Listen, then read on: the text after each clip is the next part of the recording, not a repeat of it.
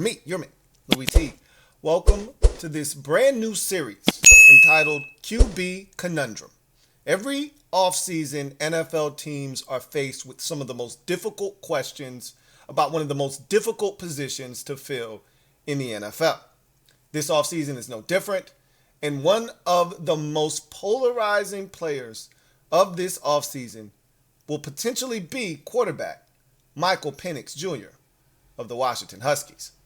So we'll talk about Washington's quarterback Michael Penix Jr., his rise to stardom, and the questions that will surround him as he heads into the 2024 NFL Draft, and some questions teams will have to comb over and make themselves comfortable with as they prepare to make a decision on where this guy will end up in the upcoming draft. So, Michael Penix Jr. is an interesting case, and one that is really becoming a hot button topic because of his play. We watched him put on a masterclass in the Sugar Bowl against the Texas Longhorns. Keep in mind, Michael Penix Jr. has played for the Huskies the last 2 years after transferring over from the Indiana Hoosiers. He's gone 25-2 in those 2 seasons, including a sparkling 14-0 this season, and having the Washington Huskies 1 game away from winning their first national championship since the 1991 season. So clearly, he's done wonders for that program, and he's also done wonders for his own draft stock.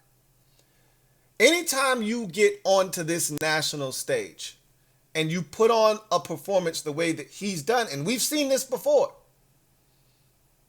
Just 3 years ago, in 2021's Orange Bowl, Justin Fields goes bananas on the Clemson Tigers, gets hit by James Skalski, looks to be injured, comes back into the game, and has a performance for the ages, throws 6 touchdown passes, and people started having a discussion on whether he belonged as the number 1 quarterback in that draft, which was asinine. He was no way he was better than Trevor Lawrence. But those questions started to persist because he outdueled Trevor Lawrence in that playoff game, and he did it banged up. We saw another Ohio State quarterback 2 years later do it in one of the biggest games of his career, C.J. Stroud, Peach Bowl, against the Georgia Bulldogs, who were on their way to their second national championship. Second season, well, I think they were undefeated the second season. They weren't undefeated the first season. That was a dominant Georgia defense, and C.J. Stroud showed us so many things that we didn't know that he was really truly capable of. The athleticism, the pocket movement, the movement outside of the pocket, the ability to throw on the move, the ability to be a playmaker, something that he really didn't show at Ohio State. He tossed 4 touchdowns, including a go-ahead score late that most people thought was going to put Ohio State ahead for good. And then he has to drive them down the field again, puts them in field goal range only for their field goal kicker to miss. Everyone thought C.J. Stroud had shown enough to become the number 1 overall pick. He still was bypassed for Bryce Young. That's a decision that probably most Panthers fans regret now, but we'll see what happens. Time will ultimately tell the story. He's going to win, he being C.J. Stroud, Rookie of the Year in the NFL this season. However, Michael Penix Jr., not in the same position as those 2 quarterbacks, although he may meet the same fate as one of them. Fields was thought to be, a top 2 or 3 quarterback in that draft class, thought to be a guy that could potentially see himself elevated all the way to the number 1 overall pick by some. I don't think most people felt like he could overtake Trevor Lawrence, but he could easily be the second best quarterback in that draft class. Two other guys went ahead of him in that draft class, Zach Wilson and, of course, Trey Lance, neither of which have had successful careers. Obviously, we've seen Justin Fields' career be somewhat turbulent to this point. We'll talk about him later on in this series. However, he still did go in the first round. For Stroud, he ended up being the second overall pick.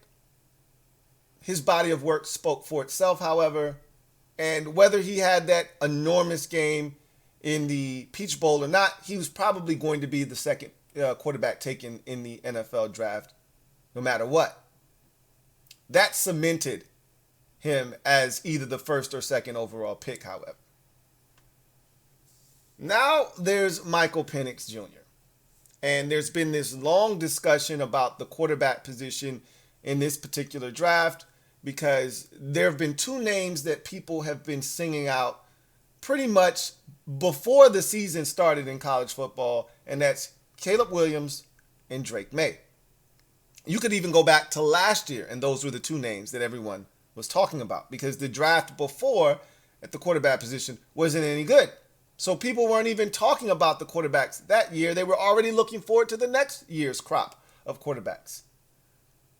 Michael Penix Jr. didn't really find himself in that discussion, however, despite having a massive season his first year in Washington, despite having a body of work that, when healthy, and that's going to be one of the biggest questions about Michael Penix Jr., is his health, and we're going to tackle that today. Despite putting up big numbers in the bowl game last year, led the Pac-12 in passing last season, etc., he still wasn't a guy that was on the radar necessarily. I think there were college football fans that watched last year, felt like this guy could be a big-time pro passer, but he wasn't on the same level as a Caleb Williams and Drake May in terms of fanfare and excitement, and especially when you're talking about how people perceived, those two quarterbacks heading into the draft, potentially. Now, you fast forward another college football season. Caleb Williams is at home watching the college football playoffs. So is Drake May.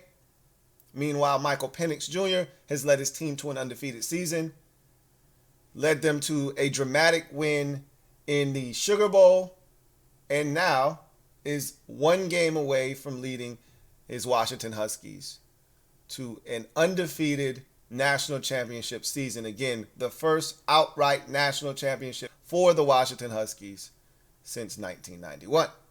So what's all the big fuss about Michael Penix Jr.? Well, one thing's out there floating around, he's 24 years old. Actually, he's 23. He'll turn 24 in May. Now, for some people, that's a cause of concern.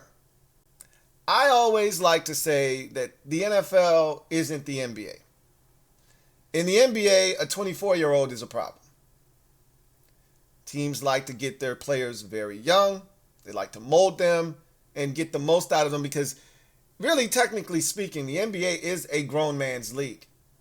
And so getting an older player usually signifies that guy wasn't good enough to begin with, to come out early, to be a lottery pick, to be all the things that you need him to be to turn into a superstar, which is what you need in the NBA to win. You need a bunch of those on your team. You get a 24-year-old in the NBA draft, that guy's probably a finished product already. There isn't any upside. There isn't any ceiling. You know what you're getting. He comes in clear packaging. In the NFL, not really the case.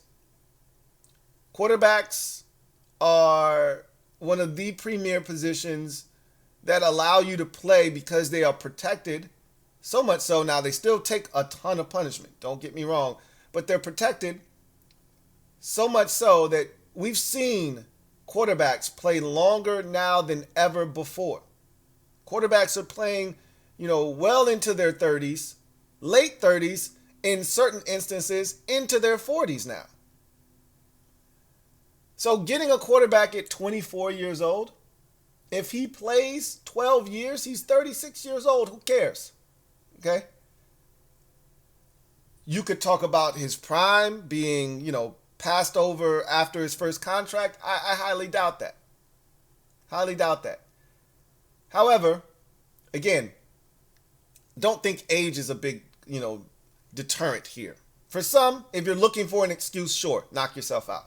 But there have been other quarterbacks that have come into the league who have been 24 years old that no one even blinked at their age when they came into the league. But with a guy like Penix, who does use his legs, I understand if you want to go that route. You want a guy that uses legs to be in the prime of his career with his legs being an option for as long as you can have them be a viable option and a threat. However, at the end of the day, you're going to have to be able to throw the football from the pocket. Whether your legs are a huge part of your game or not, you're going to have to be able to stand in the pocket and deliver the football if you want to win and win big in the NFL. So really, age isn't as big of a deterrent for me when it comes to Michael Penix Jr. What is, however, a massive deterrent is his injury history, which we will take a look at right now. So, if you're talking Michael Penix Jr., this is the first conversation that someone's going to have with you about him. There will always be a but when it comes to Michael Penix Jr. because of this extensive injury history, and this is what teams are going to have to do their homework on. He's going to be poked and prodded this offseason, whether it's the combine, which will be huge because of his medicals, or these individual workouts that in meetings he'll have with teams where they'll want their doctors to have a chance to take a look at him. This is going to be the biggest question mark surrounding Michael Penix Jr. And really, you're not going to get a definitive answer. You won't know how his future is going to turn out. If you're Michael Penix Jr. and you're in his camp, you say, hey, my guy's been perfectly fine the last 2 years, and you see the body of work, you see what he's done, especially if they win the national championship, especially if they go on to beat Michigan. We'll have a conversation about that here in a second. But if you're on the other side, you're a GM, you're a team president, you're an area scout, you're a head coach, you're an offensive coordinator. These are the things you're going to be weighing very, very heavily. Let's go through Michael Penix Jr.'s injury history. So it started in his true freshman year at Indiana in 2018. So clearly he's been in college football for quite some time. And for some, that is a drawback. It's not because he's not talented enough. It's just because of this extensive injury history, as I've mentioned. So in 2018, as a true freshman at Indiana, he suffered a season-ending ACL tear in October. Okay, he didn't make a start and threw only 34 passes, but Penix was splitting time with Peyton Ramsey in a competitive game against Penn State when he went down. Because the injury happened early enough in the season, however, Penix was able to set his sights on a full recovery ahead of the 2019 season, to which we go on to. 2019, Penix, a left-hander, dislocated the SC joint in his non-throwing shoulder in November of 2019, ending his season prematurely. So the second consecutive season ended early due to an injury. He had made a pretty remarkable comeback, earning the Hoosiers' starting job as a redshirt freshman, despite spending most of the offseason recovering from the torn ACL he had suffered the year prior in 2018. Indiana was 7-2 when Penix went down, and in a win over Northwestern, already the program's highest win total since 2007. Penix had already missed time earlier in the season, sitting out a 41-point loss to Ohio State, but the Hoosiers would struggle the rest of the way with losses to Penn State and Michigan, plus a Gator Bowl loss to Tennessee. So you can see the impact that he has when he's healthy. They were 7-2, and they were playing some of the best football they had played in over a decade with this man in the lineup. You fast forward to 2020. Of course, this was the COVID season. So the COVID shortened season, which nearly didn't happen for all Big Ten schools, was a bit of a dream season for Indiana. With Penix at the helm, the Hoosiers were ranked as high as number 7. We all remember that season in particular.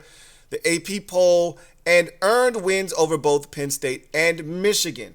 I mean, how rare is it that a school like Indiana beats Penn State and Michigan in the same season? It is extremely rare.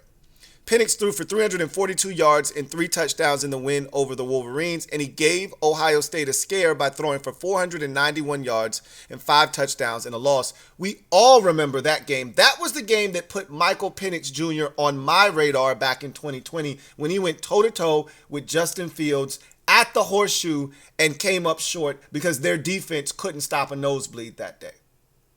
But he was phenomenal, as you can see, 491 and 5 touchdown passes. While Penix was arguably a dark horse Heisman Trophy candidate with 14 touchdown passes through 5 games, his season ended abruptly when he re-tore his ACL against Maryland. Indiana played only 2 more games, but Penix missed an opportunity to play in the Outback Bowl against Ole Miss as he recovered. So for the second time in his career, he tore his ACL. Now, it's the same ACL, okay? It's the same ACL, but still, nonetheless, he's torn it. And as we all know, once you tear your ACL, you are more susceptible to tearing it again, okay? So we go on to 2021. By the time the 2021 season rolled around, injuries were starting to take a toll on Penix's mind. He told the Pac-12 network, earlier this year, he had dealt with mental health struggles as a result. Quote, and this is Michael Penix that we're quoting here. Quote, there were times when I'd wake up the day of the game and I'd wait for my roommate to leave, and then I'd just lie on the floor and I'd just cry to God, just praying that he'd protect me that day because I knew where my head was at the time, and it wasn't truly fresh, closed quote. Penix said, adding that there were, quote, a lot of tears, closed quote. So what that illustrates, and we'll finish this up, that makes it even more remarkable that Penix was able to not only continue his career after 2021, but also reach new heights. His 2021 season ended after only 5 games, with Penix suffering a dislocated joint in his throwing shoulder. So he had a dislocated SC joint back in 19 in his non-throwing shoulder, and then he has a dislocated joint in his throwing shoulder in 2021 that abruptly ended his season. At that point, Penix had thrown more interceptions than touchdowns in a season that would see Indiana finish winless in Big Ten play. He would then make the transition and transfer over to Washington for 2 seasons. We know the rest of the story. He went 11-2 last year with the Huskies, led them to a bowl game, was the bowl game MVP. And then this year, they're 14-0 and heading to the national championship game where they'll take on Michigan. So we know what this guy is capable of. But what that also speaks to, right, is it also speaks to his mental toughness, right? His mental aptitude, that he was able to overcome all of these injuries and be better because of it. But it also speaks to his mental fragility as well. That there was a question at one point about, where do I fit in all of this? Can I make it through the day? Which means there were some thoughts that were running through his head, whether they were fleeting or not, about his mental state and what could happen if he wasn't able to curtail some of those negative thoughts. So there is some mental fragility if something were to occur with him again. From an injury standpoint, how would he hold up at the next level? Don't know, right? But we do know that this is a mentally tough kid. But we also know that there is some mental fragility there. So that's something else to take into consideration. Not many players are able to come back from so many obstacles and hurdles that have been placed in front of them throughout their college football career. Michael Penix Jr. has been one of the few to not only overcome those obstacles, but excel once finally getting a clean bill of health.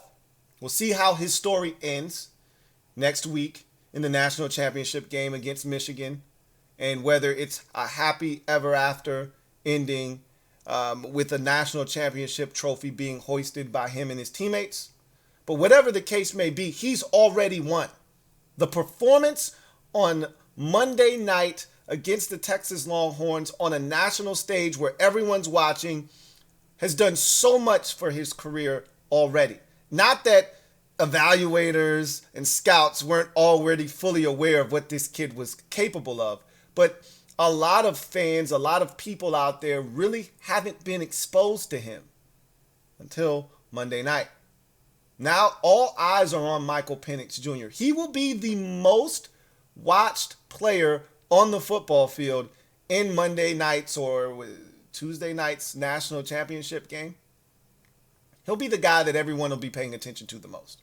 Not J.J. McCarthy, not Blake Corum, but Michael Penix Jr.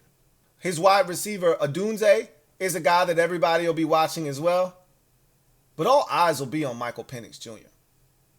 and how he plays in that game, and can he elevate his draft stock even more so. The question now becomes, how high can he get? This is why this is a quarterback conundrum, because teams will have to evaluate the injury history. They'll take that into consideration. They'll take into consideration that he's a lefty. I personally am excited to see another left-hander come into the league after going about 7 years since the last lefty started an NFL game with Michael Vick. It was good to see Tua Tagovailoa come into the NFL, right? Now we may be adding another left-hander into the equation. I am excited. Growing up as an NFL fan, when left-handers were all over the place, it was not uncommon to see a left-handed quarterback tossing the peel around the field.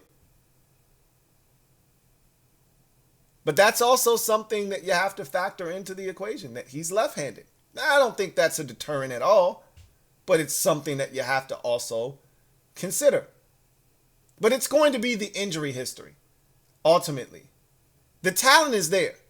You know, it's funny because I hear a lot of people talking about how well he's playing, how fast he processes, and I'm like, I would hope so. I liken it to failing Algebra 1 twice.